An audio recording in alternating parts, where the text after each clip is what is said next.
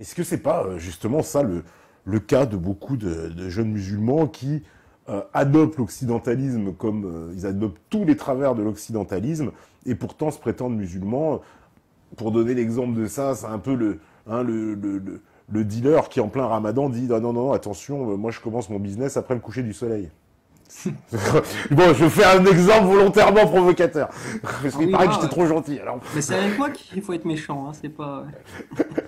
Bah écoutez, si justement, bien sûr, bien sûr, c'est le cas de la majorité, hein, ça c'est clair et net, hein. La majorité des musulmans de France sont des musulmans de culture et non pas des musulmans au sens vraiment authentique. Parce qu'une fois de plus, si c'était le cas, on verrait beaucoup de musulmans repartir dans des pays de culture musulmane. Parce que je rappelle juste que la hijra dans l'histoire islamique, c'est ce qu'on appelle l'émigration, c'est-à-dire c'est les premiers musulmans au temps du prophète de l'islam qui ont quitté justement la Mecque parce qu'ils ne pouvaient plus vivre leur islam normalement et ils sont partis. Donc ça, c'est la première chose qu'ils ont fait. Ça a précédé le djihad. Mhm. C'est dire à quel point c'était prioritaire. Pour aller s'installer dans une société où ils pouvaient mettre en place justement un système communautaire, islamique, etc.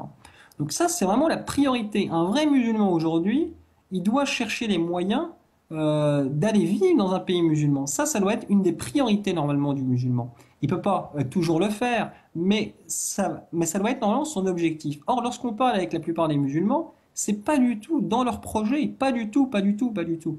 Leur projet, c'est plutôt de rester en France et puis d'être dans le revendicatif, des choses comme ça. Bah ça, c'est digne justement d'un musulman de culture, ethnico-culturel, etc., plutôt que d'un musulman au sens authentique. En réalité, les vrais musulmans, on ne les entend pas, hein. Ouais. Alors, on me dit euh, quelle considération et interprétation donne l'invité à la révélation du texte de Saint Jean concernant l'Apocalypse et la fin des temps, et que penser des eschatologies actuelles qui fleurissent aujourd'hui sur le net? Voilà. Et il pense également justement à l'interprétation basée sur l'argent et l'usure, celle de Pierre Jovanovic dans son dernier livre, par exemple. Alors, qu'est-ce que j'en pense? Plusieurs choses. Bon, déjà, je voudrais juste rappeler une chose.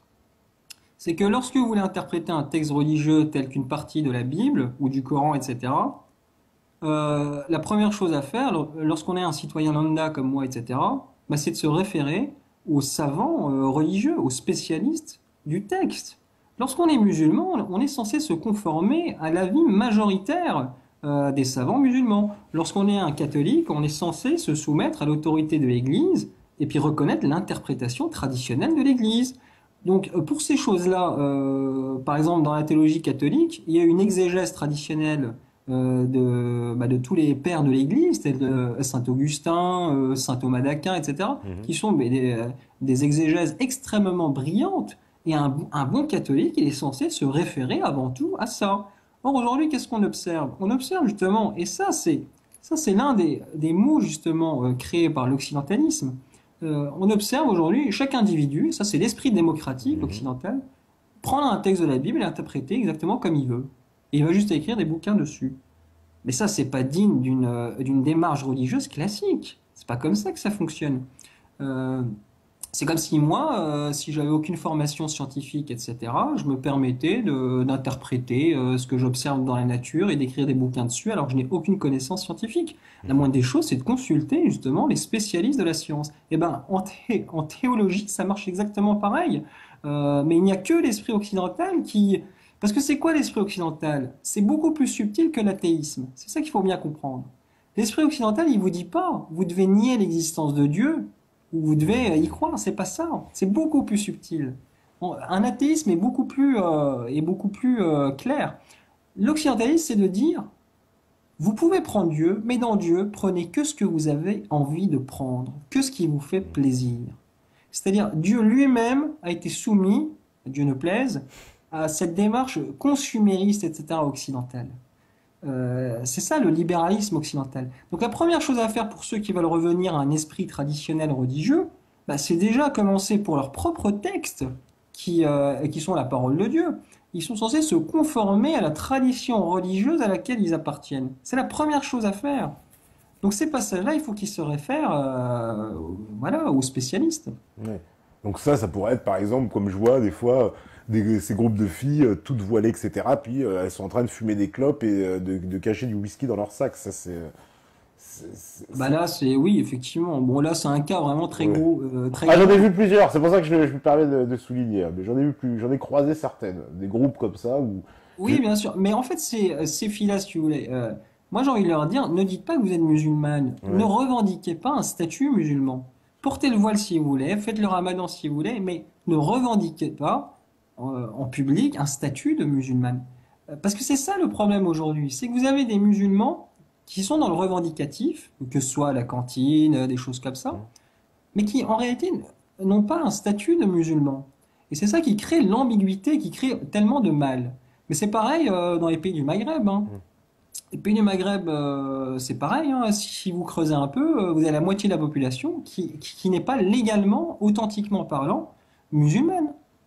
Oui, parce que est-ce qu'il n'y a pas aussi, justement, dans les pays du Maghreb, des formes d'hypocrisie par rapport à certains sujets aussi? Par exemple, je prends l'homosexualité, c'est quelque chose d'extrêmement réprimé dans les pays du Maghreb, enfin dans le monde musulman, et pourtant on sait qu'elle est pratiquée beaucoup sous le coude. Alors oui, bien sûr qu'il y a une hypocrisie, etc. Euh, sur la question de l'homosexualité, etc.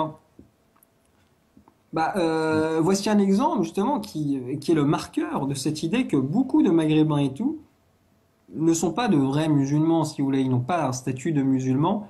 C'est des musulmans de culture et qui effectivement n'hésitent pas à transgresser les règles de l'islam, tout ça. Et, c'est évident, hein. On me dit, alors, je vais prendre des questions aussi, des métanotes. Alors, vous nous dites que l'immense majorité des musulmans en France ne sont pas en réalité de vrais musulmans, seulement des musulmans de culture. Je suis entièrement d'accord avec vous. Seulement, n'est-ce pas en réalité ce prosélytisme culturel qui gêne une bonne partie des Français de culture catholique? Alors, déjà, il y a deux choses. Première chose, est-ce que ça gêne? Oui, effectivement que c'est frustrant. Bon, mais si on se met à la place du français de souche, etc., pour qui la visibilité islamique est un signe étranger, etc. Bah oui, ça c'est un fait. C'est frustrant, etc. Oui, bien sûr, c'est frustrant. Mais moi, ce que je dis pas que c'est pas frustrant et que ça ne pose pas de problème. Je dis juste que ça ne menace pas les idéaux, les dogmes qui régissent la société française. Moi, c'est ça que je dis. Parce que c'est comme ça qu'on nous présente les choses. On nous dit que l'islam est une menace aux valeurs de la société française. Et ben c'est ça, moi, que je rejette catégoriquement. Par contre, mais qu'on me dise que cet islam de culture, au quotidien, crée des frustrations, des colères, etc., bah oui, ça se vérifie. Je veux dire, mettez-vous à la place d'une dame de cantine qui se fait engueuler par des parents d'élèves parce que elle a pas, enfin il n'y a pas du halal, etc. Mm. Donc effectivement que c'est frustrant ce genre de choses au quotidien, mais ça ne menace pas idéologiquement, et c'est ça qu'on nous fait croire, la société française. Bien au contraire, la société française s'appuie là-dessus pour promouvoir son processus occidentaliste. Et ben donc Et puis deuxième l'occidentalisme, ouais, chose, ouais, français de culture catholique, oui, ouais, là-dessus. ouais. Alors, justement, moi pour moi, la France n'est plus du tout catholique sur aucun plan, sur aucun plan. Donnez-moi deux, trois dogmes auxquels les Français tiennent vraiment et qui sont spécifiques au catholicisme. Et il n'y en a pas. Si vous prenez les 10 commandements, par exemple, eh ben, lorsque vous soumettez ça à une analyse théologique sérieuse, vous apercevez que la France n'a plus rien, mais strictement plus rien de catholique. Tu ne commettras point d'adultère, c'est pas du tout respecté. Il y a un très fort taux d'athéisme, donc le premier commandement, tu auras que moi pour Dieu, n'est pas respecté. La question de honore ton père et ta mère, il suffit de voir le nombre de maisons de retraite, etc. Donc c'est pas du tout respecté. Tu ne convoiteras pas la maison de ton prochain, Ton prochain. etc. Société de consommation, etc. oblige, on n'y est pas du tout. Enfin bref, même les 10 commandements qui sont la base, mais c'est même pas du catholicisme, c'est la morale catholique. Vous voyez, même ceci n'est plus respecté par le français de base. Donc France catholique, elle n'est plus. Alors, on me dit, peut-on envisager une combinaison de trois religions monothéistes comme continuité de l'islam? Quoi, une espèce de religion qui fusionnerait un peu le monothéisme et quelque part l'occidentalisme, quoi. Les Non, non, monothéismes. Ouais. Alors là, en fait, mais la manière dont la question est posée, justement, ça fait très occidental, justement. Ils sont critiques, etc. Pourquoi ça fait très occidental? Parce que justement, la manière dont la question est posée suppose qu'une religion se crée. C'est-à-dire qu'on peut créer des religions. Or, une religion, d'un point de vue justement des religions classiques, comme les religions monothéistes, elles ne sont pas le fruit de la création humaine, mais sont une révélation de la part de Dieu. Donc si ce monsieur nous dit qu'il y a une religion qui serait une espèce de combinaison entre les trois, bah à ce moment-là, dis-moi où a-t-elle été révélée par Dieu, etc. Et là, je serais le premier à y adhérer. Donc il ne s'agit pas de créer quelque chose, il s'agit de trouver ce que Dieu a révélé. Euh, donc vous voyez ce que je veux dire, hein. Une fois, j'étais tombé dans un débat à la télé, un débat entre intellectuels occidentalistes. Alors le titre du débat, c'est «À quoi sert Dieu?» Bah, ça pareil, mais rien que la manière dont la question est posée traduit derrière un esprit occidentaliste extraordinaire. À quoi sert Dieu? C'est-à-dire que dans l'esprit de l'occidental, Dieu doit servir à quelque chose. Il faut comprendre que pour un esprit religieux classique, catholique, islamique et tout, Dieu n'est pas un outil que vous prenez pour votre bien-être. C'est une réalité qui s'impose à vous et à laquelle vous êtes, avec laquelle vous êtes obligé de composer. C'est tout, c'est une réalité, voilà. Alors on me dit, être de culture catholique n'est pas être catholique. Vous dites qu'il existe des musulmans de culture, mais il ne peut pas exister des Français de culture catholique. Lol, voilà. Oh, bonne question. Ce que je dis, c'est que j'ai pas dit que ça pouvait pas exister, qu'il y avait un deux poids deux mesures. Ouais. Je parle de la réalité une fois de plus. Ce que j'observe, c'est que chez les musulmans, il y a encore un islam de culture, tel qu'il pouvait y avoir auprès des Français de souche euh, au début du XXe siècle, par exemple, ou dans le XIXe siècle. Donc, si vous voulez, les musulmans, ils suivent le même processus que les chrétiens, mais avec un temps de retard. Mais ils suivent le même chemin. C'est-à-dire que les chrétiens aussi, ils étaient dans un christianisme religieux autrefois. Ils sont passés ensuite à un christianisme de culture traditionnelle. Ça a donné un mai 68 qui a été justement l'explosion de ceci et qui a conduit à un anti, enfin, Cléricalisme poussé, quoi. voilà, c'est ça, c'est-à-dire une destruction totale, y compris de la culture catholique. Bah, les musulmans, ils suivent le même chemin, mais avec un temps de retard, c'est tout. Mais les musulmans, on observe bel et bien qu'il y a quand même une culture musulmane. Euh, pour les musulmans de France, il y a très peu d'athées, c'est-à-dire des gens qui nient l'existence de Dieu ouvertement. Même le dealer de shit et tout, c'est très rare quand même de voir un athée. On voit il y a quand même un peu de reste. Il y a quand même 50% des musulmans qui font le ramadan. Il n'y a pas 50% de Français de souche qui font le carême. Ouais. Les églises sont totalement vides, les mosquées elles sont quand même remplies, même si les musulmans qui y vont ne, ne sont plus dans une pratique authentique. Mais il y a quand même, voilà. Donc il y a cette espèce d'islam de culture à travers le ramadan, à travers les prières, à travers les mosquées, etc. Donc voilà. Alors, on me demande les questions inévitables. Tu penses quoi de Imran Hossein, Sheikh Imran Hossein, par exemple? Alors, Cheikh Emran Hossein, je ne suis pas spécialiste de la théologie islamique. Mhm. J'ai une base théorique, mais je ne suis pas spécialiste. Donc, par conséquent, je ne suis pas le mieux placé pour pouvoir juger des propos de Cheikh Imran Hussein. Mais si tu voulais, je m'étais un petit peu renseigné sur ce que disent les musulmans, enfin ceux que j'écoute, c'est-à-dire des fondamentalistes au sens positif du terme.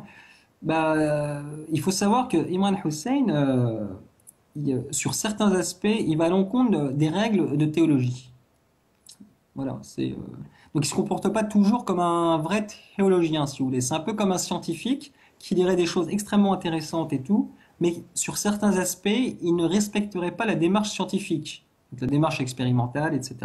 Bah, Cheikh Imran Hussein, c'est un peu ça. C'est sur certains points, et c'est démontrable, je crois, mais il faut consulter les spécialistes. Il transgresserait un peu les règles de théologie traditionnelle, voilà. Parce que la théologie, c'est une science. Donc il y a des règles précises pour la théologie. C'est pas, je veux dire, la Bible, le Coran et tout, c'est pas des livres que vous lisez comme une bande dessinée ou un roman, etc.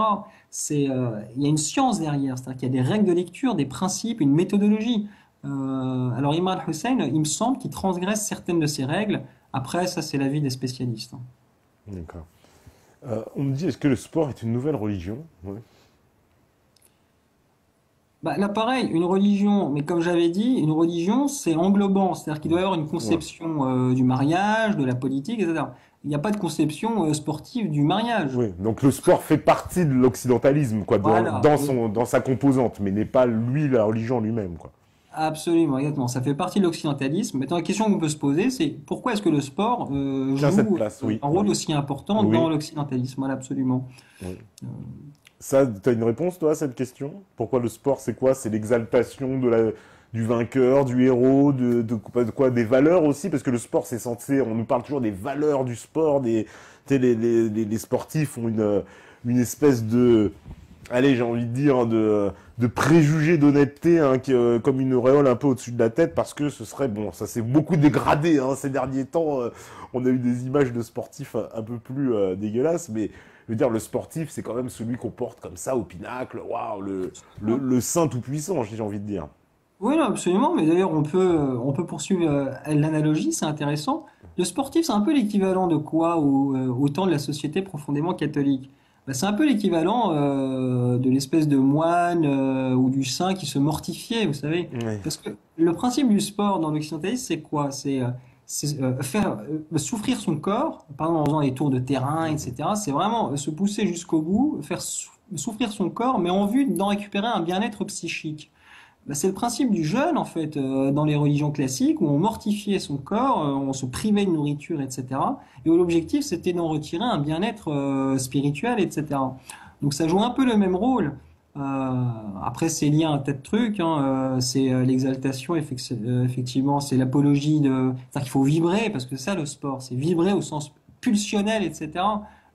C'est aussi l'institutionnalisation de la violence, mais de manière propre. C'est-à-dire que l'occidentalisme vous dit bah, il faut aussi permettre à l'individu d'exercer la violence et tout, mais on va organiser ça et ça donne le sport. C'est lorsque vous voyez le boxe, etc., deux mecs qui se foutent des pains dans la gueule, etc., c'est en fait ce qu'on peut faire de mieux, de manière plus propre, si on veut faire de la violence, mais de manière légale, quoi, si vous voulez. Et l'occidentaliste qui est toujours à la recherche de pousser les limites de la liberté jusqu'au bout, il va jusqu'à institutionnaliser de manière propre la violence. Et le sport sert aussi à ça. Il sert aussi à, voilà, à faire l'apologie de tout ce qui est vibré au sens pulsionnel, etc. Voilà, donc on peut faire de belles analyses là-dessus. Alors, une question, je te lis la question. Bonsoir, vous dites que la crainte d'une partie de la population française concernant le prosélytisme islamique est infondée et que ces gens sont des occidentalistes fanatiques. Pourtant, ces gens-là, pour la plupart, votent FN et sont considérés comme des apostats par les prédicateurs, entre guillemets médias, de cette religion que vous appelez occidentalisme. Je vois une grande contradiction de votre part, n'est-il pas? Alors, Front National, vous avez une personne. Alors, c'est vrai ce qu'il dit, hein, Mhm. c'est très intéressant. Le phénomène Front National est très intéressant à étudier. Mhm. Euh, Le Front National, bon, il faut savoir qu'il y a un électeur sur, enfin, il y a, oui, il y a un électeur inscrit sur 8 qui vote Front National, pas plus. Hein, il ne faut Ouais. pas se fier au score 50%, etc., parce qu'il y a en général 50% d'abstention. Donc, ça va pas plus loin que 10, 15, 20% au maximum. Donc déjà, le Front National, il y a un plafond de verre au-dessus du Front National qui est dû justement aux soupçons qui sont portés sur lui par rapport à son caractère hérétique par rapport à la religion occidentale. Bon. Maintenant, moi ce que j'observe, parce qu'il a raison ce monsieur, mais moi ce que j'observe, c'est que qu'est-ce qu'il a dû faire le Front National pour gagner autant de voix depuis des années? Eh bien, il a dû sacraliser les principes occidentalistes. Effectivement, Marine Le Pen n'a que le mot république, laïcité, démocratie à la bouche. Et donc c'est au nom de ça, c'est grâce à ça qu'elle a pu monter. Autrement dit, pour que quelqu'un monte au sein des Occidentaux aujourd'hui, il faut qu'il sacralise les valeurs occidentalistes s'il veut avoir des chances de gagner des voix. Euh, voilà, donc couplé à un anti-islam, c'est-à-dire parce que c'est cohérent, hein. Lorsqu'on est un occidentaliste, on est aussi anti-islam. Il faut bien le comprendre, parce que l'islam est une religion, et donc être un occidentaliste, c'est être contre les autres religions, ça c'est normal. Donc le Front National, finalement, il est dans les principes occidentalistes. Je vois pas en quoi il a... Après, c'est l'image qu'il a, etc., où effectivement... Mais en tout cas, ce que j'observe, c'est que le Front National, pour monter, il a dû sacraliser des principes républicanistes occidentalistes. Ça a été la condition sine qua non. Donc ça ne remet pas en cause ce que je disais. D'accord. On me dit, l'invité connaît-il Rachid Abou Oudefa, l'imam de Brest qui est salafi? Voilà. Et qui, pour avoir vu plusieurs de ses vidéos, me semble bien qu'apolitique en apparence en tout cas. Je sais pas si tu connais, non? Tu connais cet Et oui, imam? je connais, oui. Oui, t'en penses quoi? Ça, c'est...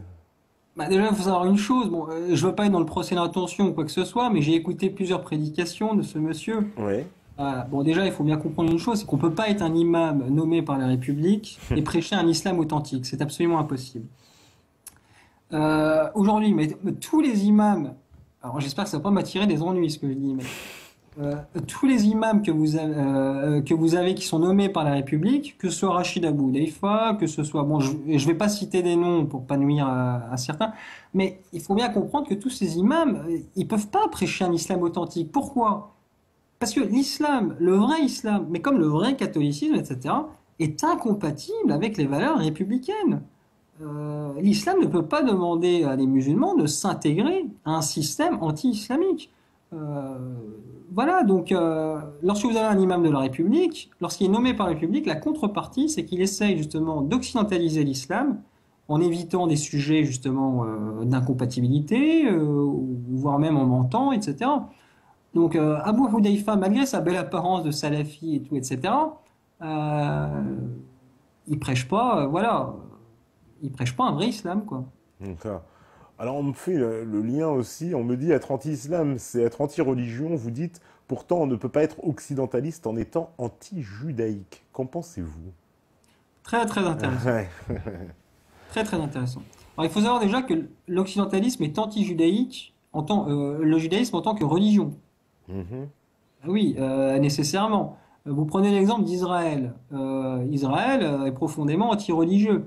Allez demander aux juifs orthodoxes, etc., s'ils sont heureux de la société qu'ils ont, etc. Allez leur demander aux juifs orthodoxes religieux, hein, je parle religieux, allez leur demander s'ils sont contents que Tel Aviv soit la première ville de la Gay Pride dans le monde, etc. Allez leur demander s'ils sont contents que ce soit la démocratie en Israël et non pas les valeurs de la Torah. Donc Israël est un régime justement, n'est pas un régime théocratique, Mhm. hein, c'est un régime démocratique, c'est une démocratie nationaliste. Donc l'occidentalisme est profondément anti-juif, mais lorsque le judaïsme est une religion au sens traditionnel, c'est-à-dire une religion qui s'oppose à l'adultère, une religion qui s'oppose à la société de consommation, au féminisme, etc. Ça, c'est une première chose. Maintenant, mais comment analyser justement, dans le cadre de cette nouvelle terminologie, la place que prend la souffrance juive de la Deuxième Guerre mondiale? Ben justement, une fois de plus, pourquoi est-ce que l'occidentalisme sacralise cette souffrance? Parce que c'est ça qui lui permet de discréditer de manière définitive toute vision nationaliste. C'est-à-dire, dès que quelqu'un veut revenir à des valeurs traditionnelles nationalistes et tout, on lui dit, ah, tu veux revenir à ce que le national-socialisme a fait pendant la Deuxième Guerre mondiale? Donc c'est ça, c'est aussi pour ça. C'est-à-dire, l'occidentalisme, il se sert aussi de cette souffrance juive de la Deuxième Guerre mondiale pour discréditer le nationalisme, etc. Donc ça, c'est une première chose. Voilà, Mais le c'est sionisme, une des pourtant, réponses. le sionisme, il est compatible avec le logiciel de l'occidentalisme. Alors, le sionisme. Alors justement, ça c'est une bonne question. Mhm. Alors, le sionisme, alors en Israël ou en France? En France, bon, disons en France. Bah, le sionisme, il tire sa puissance de quoi en fait? Justement, il joue là-dessus. Il joue là-dessus. Le sionisme tire sa légitimité en quelque sorte de la sacralisation par l'occidentalisme de la souffrance juive de la Deuxième Guerre mondiale. Donc en partie. Après, ça s'explique aussi par d'autres facteurs. Vous avez des lobbies sionistes, vous avez une réussite politico-sociale juive qui est très grande en France, etc. Donc c'est un tout qui mène justement à expliquer cette existence de lobby sioniste en France, etc. Mais si vous voulez, moi je regarde toujours, est-ce qu'il y a une caution morale? Pour qu'il y ait contradiction, il faut qu'il y ait une contradiction avec le logiciel dominant, le logiciel idéologique. Mhm. Est-ce que c'est le cas? Là, pas vraiment, parce qu'une fois de plus, les sionistes, ils jouent sur quoi? Ils jouent pas sur les valeurs juives religieuses, Il joue sur le fait que l'occidentalisme est incompatible avec le nationalisme et qui se sert justement de la souffrance juive pour discréditer le nationalisme, etc. C'est là-dessus qu'il joue. Et tant qu'il aura cette caution morale, il sera jamais abandonné par l'occidentalisme. Alors oui, voilà, on me dit on ne peut pas s'afficher anti-judaïque et occidentaliste. Je n'ai jamais vu cela dans les médias. C'est vrai que quelqu'un qui pourrait prôner voilà, toutes ces valeurs de l'occidentalisme ne pourrait pas prétendre, en fait, si il n'acceptait pas de se soumettre aussi au logiciel judaïque. Alors après, est-ce que justement ça fait pas de aussi la religion juive aussi une exception même dans les religions? Alors, aujourd'hui, lorsque vous êtes, mettez-vous, alors attention, moi je veux pas défendre le judaïsme ou quoi que ce soit. D'ailleurs, si vraiment je voulais être rigoureux, le judaïsme n'est même pas une religion depuis que le temple a été détruit en 70 par les Romains. C'est-à-dire, lorsque vous menez une étude théologique sérieuse, en fait, vous apercevez que le judaïsme n'est même pas une religion depuis 70. C'est devenu une religiosité de communauté, où l'objectif c'était de maintenir un esprit communautaire au milieu des nations. Voilà. Donc c'est même plus une religion. Bon, maintenant, moi je me mets à la place d'un occidentaliste qui veut mener un combat contre les religions. Quelles sont aujourd'hui les religions les plus influentes? Est-ce que le judaïsme en tant que religion est influente? Est-ce que le judaïsme est prosélyte? Il doit y avoir moins de 10 millions de juifs croyants, pratiquants dans le monde. Si vous voulez mener un combat contre la religion, honnêtement, c'est pas par le judaïsme religieux que vous commencerez. Lui, il pose aucun problème, parce que déjà, c'est même pas une religion depuis 2000 ans. Et puis ça n'influence personne, le judaïsme religieux. Il n'est pas prosélyte, il n'est pas missionnaire, il ne régit aucune société, voilà, il est très méconnu, etc. Il n'a pas été à l'origine d'une civilisation aussi depuis 2000 ans. Alors que le catholicisme et l'islam, elles, ont été véhiculatrices de civilisations millénaires et aujourd'hui, elles continuent à être très influentes dans de bonnes parties du monde. Donc, celui qui veut mener un combat contre la religion, bah, il serait fou de commencer par le judaïsme religieux. Il va dire ça, c'est vraiment insignifiant. Par contre, il va commencer par les deux gros morceaux, c'est-à-dire le christianisme et l'islam. Ça, c'est absolument cohérent comme démarche. Hein. Alors, oui, on me parle aussi forcément, puisqu'on a beaucoup parlé de Dieu, de diable, et on me dit, y a-t-il des religions menées par Dieu et d'autres par le diable? Hein, en faisant référence, évidemment, beaucoup à la maçonnerie, qu'on accuse d'être une religion qui ne dit pas son nom et qui serait dévouée plus à des cultes lucifériens, sans le dire. Alors, la franc-maçonnerie, je suis loin d'être un spécialiste là-dessus. Mhm. Ce qui est très compliqué avec la franc-maçonnerie, c'est que justement, c'est occulte. Et par conséquent, c'est très difficile à étudier parce qu'on n'a pas accès à ce qui s'y dit, etc. Donc c'est beaucoup moins facile à étudier que l'islam, que le christianisme, etc.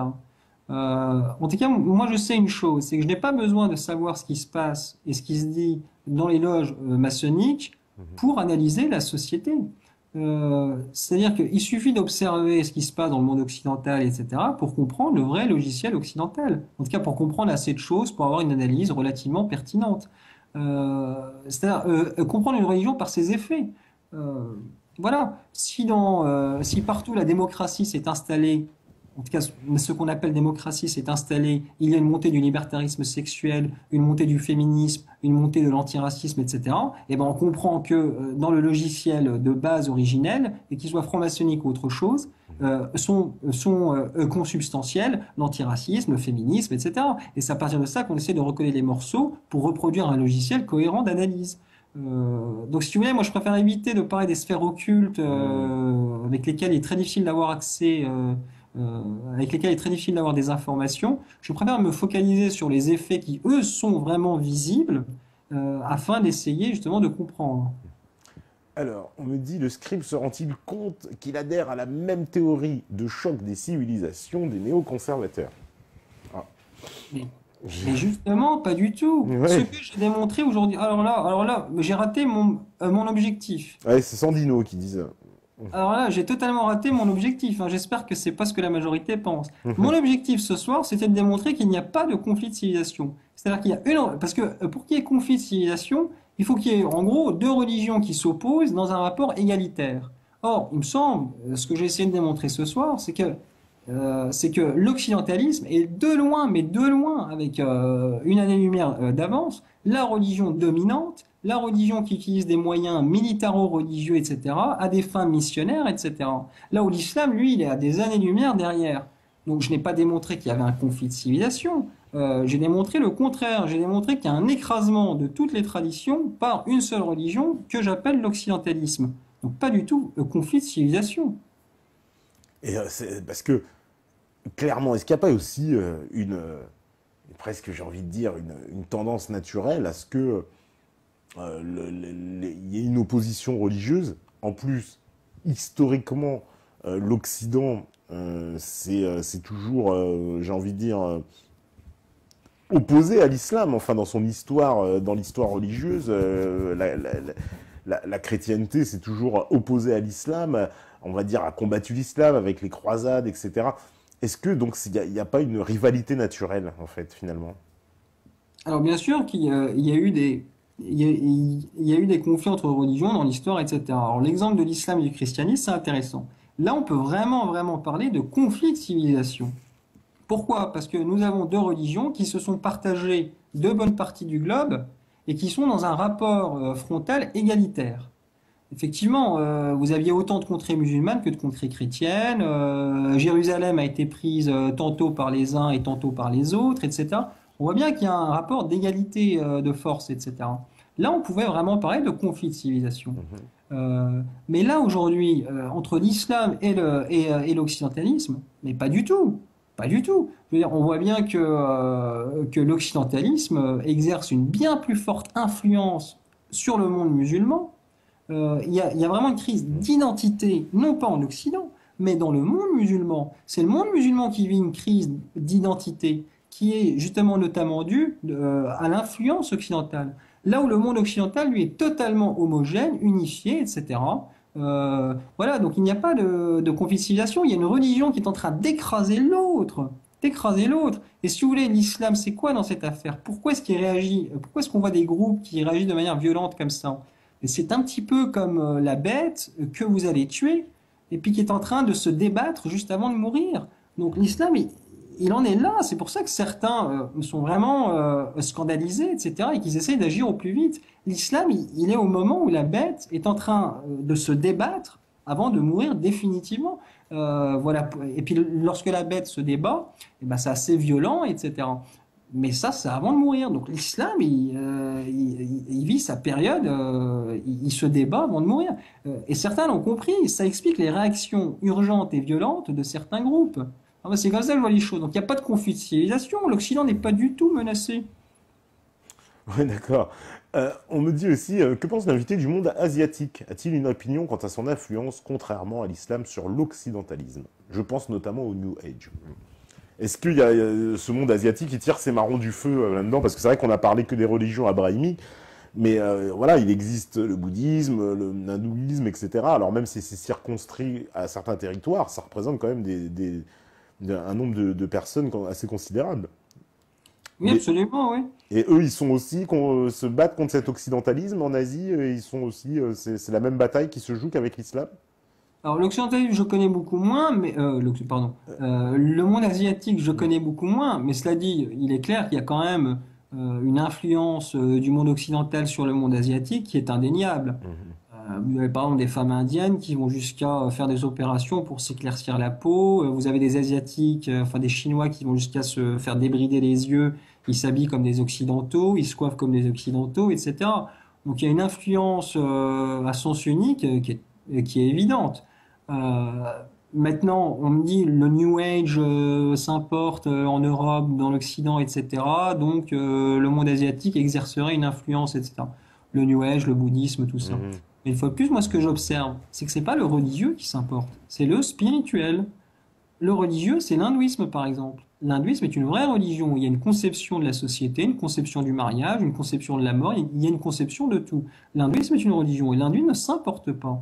Par contre, c'est des idéologies spirituelles qui sont bien souvent justement importées en Occident, mais en même temps transformées sauce occidentale, pas tout le temps, mais souvent, Et en fait, c'est quoi? Bah, c'est de l'esprit occidental, ça. C'est-à-dire qu'il s'agit de se servir à des fins de consumérisme spirituel, etc. Mais jamais le religieux. Le jour où vous verrez une religion digne de ce nom, hein, islam, christianisme, hindouisme, etc., et non pas New Age, bouddhisme et tout, une vraie religion qui est aussi un projet politique et tout, revenir en Europe et influencer des millions d'Occidentaux, là vous pourrez dire effectivement il y a des choses qui changent. Mais moi ce que je vois c'est que c'est pas du tout le cas. Eh ben, écoute, merci, petit scribe, hein, pour cette soirée assez tout en réflexion et tout en spiritualité, j'ai envie de dire. Donc, parce qu'on arrive à la fin là, donc bah, merci beaucoup. Le temps qu'on Merci à puisse. vous plutôt, hein. Ouais, bah écoute, ça nous a fait plaisir en tout cas de t'accueillir sur l'antenne. Et, Merci beaucoup. merci évidemment à tous ceux qui nous ont suivis, à tous les modératrolls. Il y avait Gaza, RNU, La Vraie Vol Belle, Ozzy, Papatroll, Sage, Yeris. Et évidemment à tous les métanotes connectés actuellement, c'est-à-dire Nono91, Yonpar, Igabiva, Zwali, Fange de Brie, Le Télico, Fractio, Sandino, Valigo, Mougache Espoir, Dasdili, Bosch, Jo Le Kawek, la Fée Clochette, la Cristalla, la Quinque, Anicette de Niveau Paune, Rome, voilà, il y en a plein, Foidographe, Risky, Zouali, Rémi Seldon, voilà. Tous, eh ben merci, Hermite. Merci à vous. On se rejoint lundi maintenant, puisque demain, il n'y a pas d'émission. Alors, ne vous en voulez pas. De toute façon, c'est pour une bonne raison. Et on reviendra avec des surprises. Donc, on se verra lundi. Voilà, un grand merci encore à toi, hein, le petit scribe. Merci Merci. à vous. Voilà, merci à la régie. C'est good, on peut faire la transition. C'est parfait. Parce que forcément, si vous écoutez ce message, maintenant, c'est que vous êtes la résistance. Ciao, bon week-end à lundi. Ciao, ciao.